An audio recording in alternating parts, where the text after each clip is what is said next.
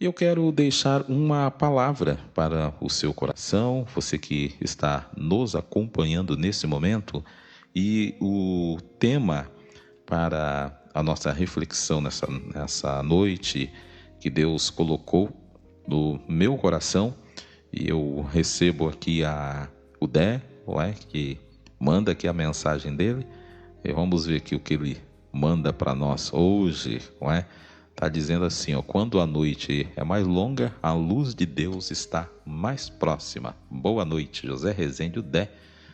Deixa essa mensagem para a gente, muito obrigado. A Maria Francisco nos desejando uma semana abençoada, boa noite, ótima noite para você. Deus abençoe você grandemente, é uma bênção, uma alegria ter você por aqui. Então, o tema para o sermão de hoje: no deserto lhe falarei do meu amor.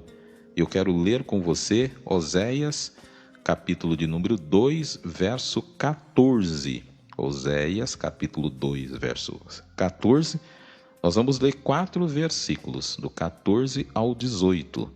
Oséias, capítulo 2, versos 14 ao 18, que diz assim: Deus disse ao povo de Israel: vou seduzir a minha amada e levá-la de novo para o deserto, onde lhe falarei do meu amor. Ali eu devolverei a ela as suas plantações de uvas e transformarei o vale da desgraça em uma porta de esperança. Então ela falará comigo como fazia no tempo em que era moça, quando saiu do Egito. Mais uma vez ela me chamará de meu marido, em vez de me chamar de meu Baal. Nunca mais deixarei que ela diga o nome Baal. Nunca mais se falará desse Deus. Sou eu, o Senhor, quem está falando.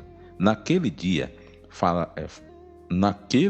farei um acordo com os animais selvagens, com as aves e com as cobras, para que não ataquem a minha amada. Quebrarei as armas de guerra, os arcos e as espadas. Não haverá mais guerra, e o meu povo viverá em paz e segurança. Kétene Sofia, você que está estudando Pietro Natan, esse texto é uma metáfora sobre o nosso relacionamento com Deus. Eu me aterei à imagem do deserto, porque aqui tem outras metáforas, mas eu vou me ater apenas à imagem do deserto, em que Deus fala do seu amor de maneira a nos conduzir a uma vida de amor, fé, confiança e comunhão com Ele. E olha que coisa interessante. Seria a mesma coisa aqui, Ruth, quando eu lhe falo, vamos fazer uma visita? Não é? Vamos ver a lua? É a mesma coisa que Deus está fazendo. Então aqui a gente tem um casal de namorado, o marido e a mulher. Aí o marido, em vez de ser como os maridos que nós temos hoje, alguns, é claro, não é? Bater, falar mal da mulher, não é assim? Desproteger, não é, Pietro Natan? Tá vendo só? O que o marido faz? Não é? Ele seduz a mulher. E o que é seduzir? Não é? Você usa aqui umas palavras, nós vamos ver na frente, convence a mulher, engana a mulher. Não é? Então essa seduzir aqui, irmão Francisco, é enganar. É enganar. Mas não é enganar para fazer o mal. É enganar para fazer o bem, surpreender. Então Deus, eu vou levar ela para o deserto. Aqui a amada, ela está pensando o quê? Mas eu vou fazer o quê no deserto? No deserto não tem nada. Não é? Tem nada lá. Então ela vai para o deserto pensando uma coisa. Quando ela chega lá, aí o amado fala, né? Ele mostra todo o amor, a proteção, o cuidado, enfim. preparou ali uma mesa, um banquete, mas aqui não tinha nada e de repente percebe. Então é isso que Deus quer fazer. E vou mais longe, não é? Porque se nós trazermos para a nossa tradição, não é, de hoje, então eu como marido, eu não vou exigir nada da Ruth, não é assim? Não vou exigir nada. Eu vou amar ela do jeito que ela é, levo ela para o deserto, né? A seduzo para o deserto, independente do que ela seja, independente do que ela pensa. Eu vou convencer ela, não é o contrário. Percebe? Então nós temos essa bênção de Deus, né? Deus, ele nos convence através do amor, nos seduz, não para o mal, mas nos seduz para o bem. Então, por meio desta figura de linguagem, a metáfora em que se verifica uma comparação implícita se observa claramente que Deus, Pietro Natan, nos chama para uma vida ao seu lado em que vivamos plena e constantemente o milagre da salvação. E para entendermos melhor tudo isso, vamos compreender bem o objeto dessa imagem trazida no texto.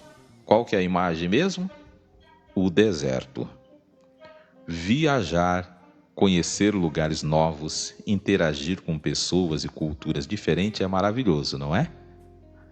Entre tantos lugares, irmã Francisca, que Deus me concedeu a oportunidade de ir, eu estive lá e trouxe para ilustrar a nossa celebração o deserto do Atacama. Se lembra, Ruth? Eu me refiro à expedição América do Sul, que consistiu em uma viagem de carro de Nova Esperança, Brasil, para o deserto do Atacama, no Oceano Pacífico, no Chile, outro país, outro continente. Iniciamos a viagem em 17 de dezembro de 2018 e a terminamos em 10 de janeiro de 2019. Iniciamos num ano e terminamos no outro. Viajamos um total de 7.016 quilômetros, sendo Brasil e Chile 1.200 cada e 4.600 quilômetros na Argentina. Como me esquecer de chegar aos quase 5.000 metros de altitudes nas cordilheiras? A Ruth resolveu fazer um xixi lá. Olha, deu uma dificuldade terrível, irmã Francisca, porque nós descemos um barranco assim e para subir esse barranco de volta, ué, a gente não tinha força, ué, aquela dificuldade porque a altitude, ué, ela estava ali um pouco alta e lá, inclusive, a coca, não é? As folhas de coca, o pessoal eles mastigam, não é? Porque para você ter diminuído aquela sensação, tem balas de coca para você chupar, enfim, essas coisas. Nós não pegamos nada, né? Porque a gente queria vencer do jeito que nós, não é? E sentir aquela sensação. Então nós conseguimos, né? Conseguimos passar ali sem nenhum problema. Mas foi um enorme desafio para as condutoras, né? As pessoas que conduziam um veículo e as navegadoras. Porque a gente foi em dois, porque um conduzia o veículo e o outro, né, olhava ali as informações, enfim, e para os próprios veículos, porque os veículos estavam todos regulados para andar aqui, normal, mas quando chega lá, mesmo um veículo que tem injeção eletrônica, que vai se ajustando, é um desafio. Eu e a Ruth, nós fomos no nosso Palio Weekend e nossos amigos Wagner Bera e seu filho Pedro Bera conduzindo um Fusca, os quais o Palio precisou ainda rebocar lá nas cordilheiras o Fusca por 30 quilômetros em plena altitude, que deu um probleminha no Fusca e aí até chegar à próxima cidade faltava 30 quilômetros. Aí engatamos, né, o Fusca atrás do Palio e ele puxou bravamente, né, o Fusca até a cidade, sem problema nenhum, nem reclamou.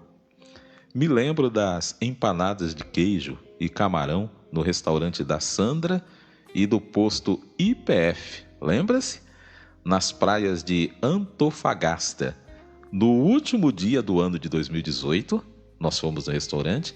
E no primeiro dia do ano de 2019, aí nós estávamos no posto. A Ruth não queria nem sair de lá, porque a comida era boa. Mas no trajeto, pelas longas estradas do deserto, os alimentos são escassos e caros. Não existe água. Anda-se por horas sem avistar sequer um arbusto. E sombras são formadas, Pietro, unicamente pelos carros, quando param, penhascos e ruínas de construções que foram abandonadas. Devido à condição climática, a umidade é muito baixa e a vegetação pouco se desenvolve. O que mais meus olhos contemplaram foram pedra, areia e sal. É isso mesmo, é o que tinha: pedra, areia e sal. Já imaginou você andar por quase um dia inteiro? Porque lá, assim, andamos 500, 600 quilômetros, pedra, areia e sal. Já começa na divisa da Argentina para o Chile. Não é? Você já vê essas condições. Durante o dia, a temperatura é elevada, um calor terrível. À noite, pode ficar tão frio que nós presenciamos, por exemplo, uma nevasca. Não é? 18 horas já a nevasca começou e pensa numa noite gelada. As condições de vida no deserto, diante dessas condições, torna-se um desafio para seres humanos e animais, que não obstante, apesar de tudo isso, protagonizam uma bela imagem de renúncia ao ter ali a possibilidade de nos oferecer, como nós vimos, uma vida que pulsa, mesmo entre pedra, areia e sal. Então não parece, mas quando você começa a olhar ali que a temperatura ela diminui um pouquinho, quando você vai ver no meio daquelas pedras tem vida, não é? Tem os bichinhos, não é? Aí se dá um sereninho assim, irmã Francisca, brota aquelas flores bem pequenininhas assim, quando você olha aquela coisa linda. Na nossa vida de fé, Deus nos atrai e permite períodos desérticos, que são aqueles momentos de dificuldades existencial, emocional, sentimental, espiritual, financeira. Perceba que nesses momentos as coisas são mais difíceis, escassas, desafiadoras, mas que Deus está conosco e nos possibilita viver intensamente, percorrer caminhos entre pedra, areia e sal.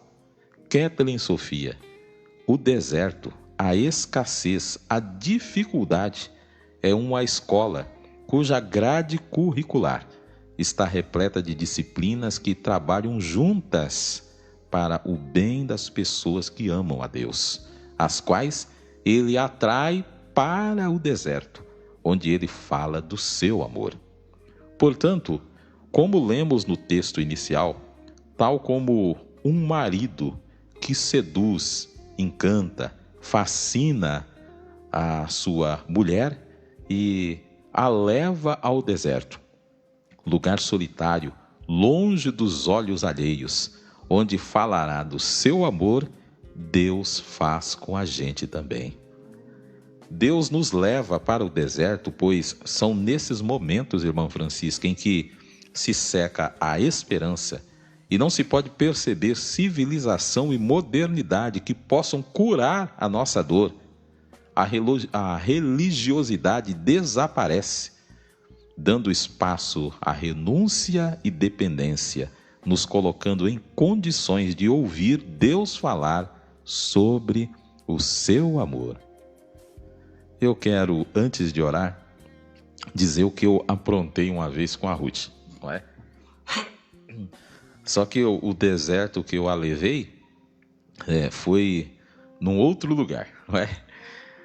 Nós estávamos para comemorar aniversário de casamento, como faremos, né, no próximo mês, é isso mesmo, né? Próximo mês.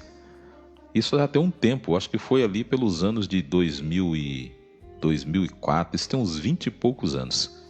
E aí eu fazia plantão onde eu trabalho hoje. Na época, eu trabalhava com a Margarete. E a Margarete gostava de ouvir rádio, não é?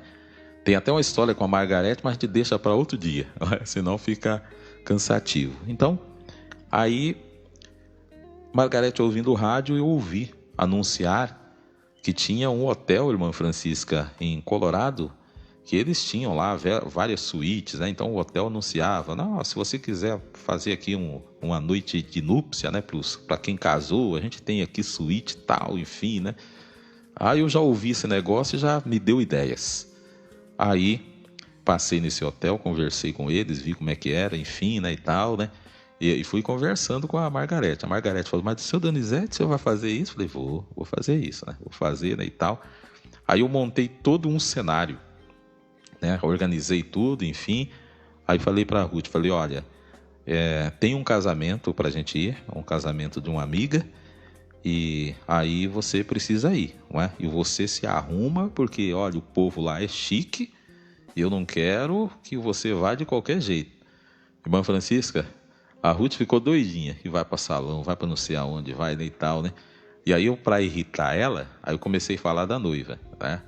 E não parava de falar da noiva, né? Nossa, a noiva, né? Pensa, né? Essa minha colega, essa noiva, não sei o quê, né? E tal, e vai, né? E tal, né?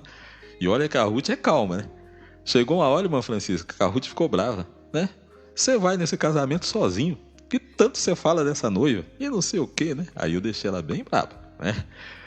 Aí ela só foi descobrir a coisa, não é? E aí outra coisa, né? Aí eu falei, nós não vamos dormir em casa, né? Porque é longe, né? E tal, então vamos passar já no hotel, antes da gente ir para o casamento, e vamos deixar as malas já lá.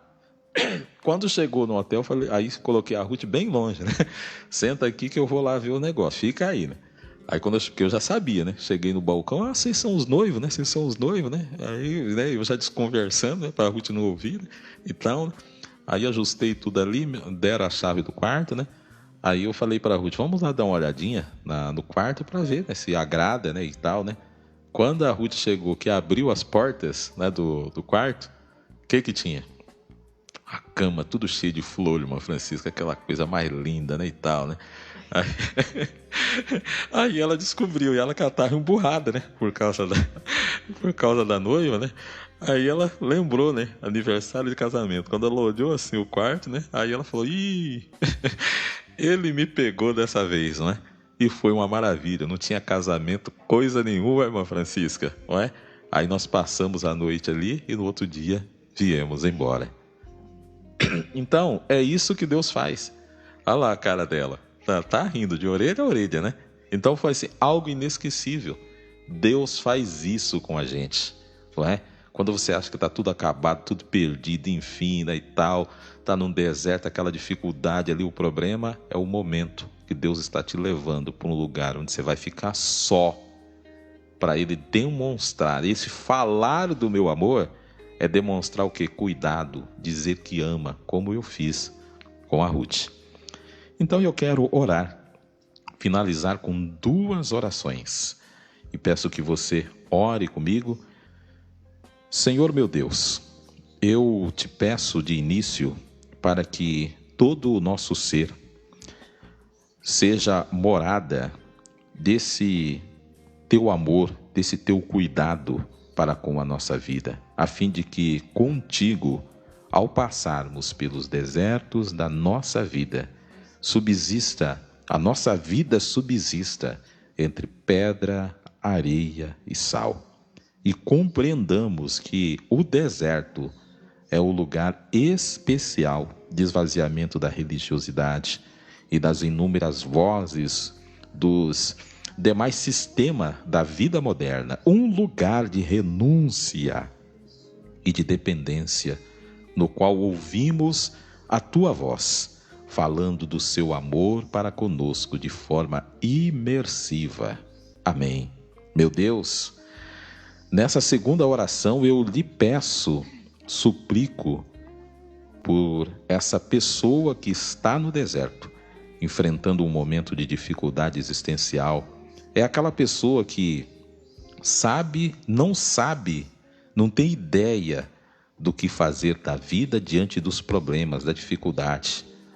Quero te pedir a pessoa que está com doença emocional, que é aquela pessoa que se encontra deprimida e planeja até interromper a própria vida.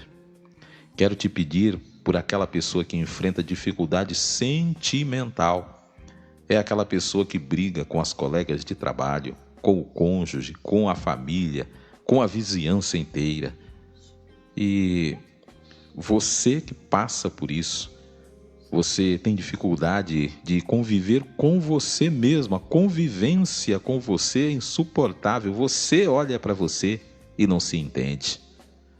Aquela pessoa que passa por um deserto na vida espiritual, que é aquela que se alegra com tudo, mas quando se refere às coisas de Deus, se sente incomodada, não tem prazer em fazer o bem, só pensa em trabalhar, em enriquecer, nem que para isso tenha que pisar nas outras pessoas. E por fim, aquela pessoa que está com dificuldade num deserto financeiro. Eu estou a orar por aquela pessoa que, apesar de lutar, procurar fazer as coisas corretamente, honestamente, nada dá certo. Deus, eu lhe peço, tenha misericórdia e auxilia essa pessoa nesses diversos desertos, os quais eu mencionei, no nome de Jesus. Amém.